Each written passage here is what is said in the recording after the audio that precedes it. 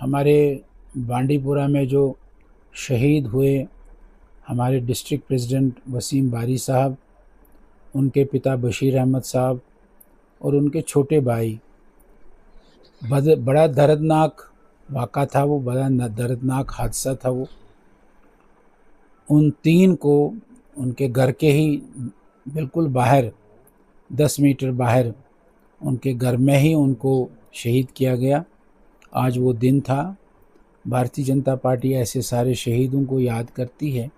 आज भारतीय जनता पार्टी ने इन तीन शहीदों को, वसीम बारी, उनके बशीर अहमद, उनके पिता साहब को, उनके भाई, छोटे भाई, उसको आज भारतीय जनता पार्टी ने याद किया और आज उनको खराजे अकीदत पेश किया।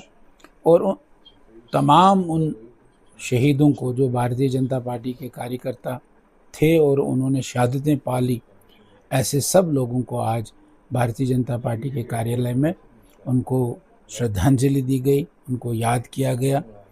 और ये कहा गया, ये बताया कि शहीद तो होते रहे, लेकिन भारतीय जनता पार्टी का काम कम नहीं हुआ। भारतीय जनता पार्टी का काम बढ़ता गया, भारतीय जनता पार्टी का काम आगे बढ़ता गया। आज भारतीय जनता पार्टी का काम सभी 47 कॉन्स्टिट्यूंसीज़ में है। आज भारतीय जनता पार्टी का काम सभी 10 ज़िलों में है।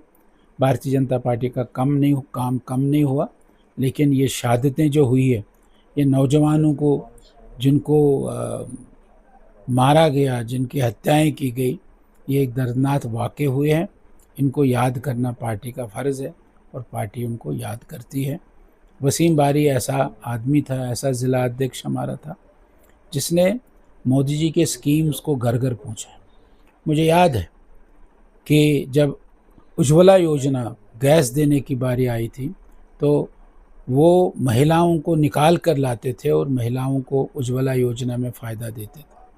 जब आयुष्मान भारत की बात आई तो आयुष्मान भारत योजना को उसने घर घर पहुंचाया था। और उन्हीं दिनों में एक योजना चली थी, मुद्रा योजना।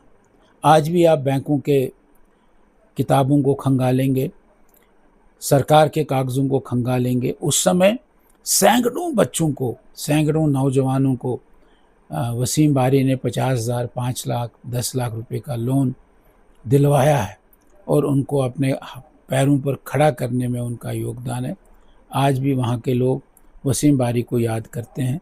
भारतीय जनता पार्टी का एक जाबाज़ नेता था, उसकी मौत को आज हमने यहाँ पार्टी कार्यालय में याद किया।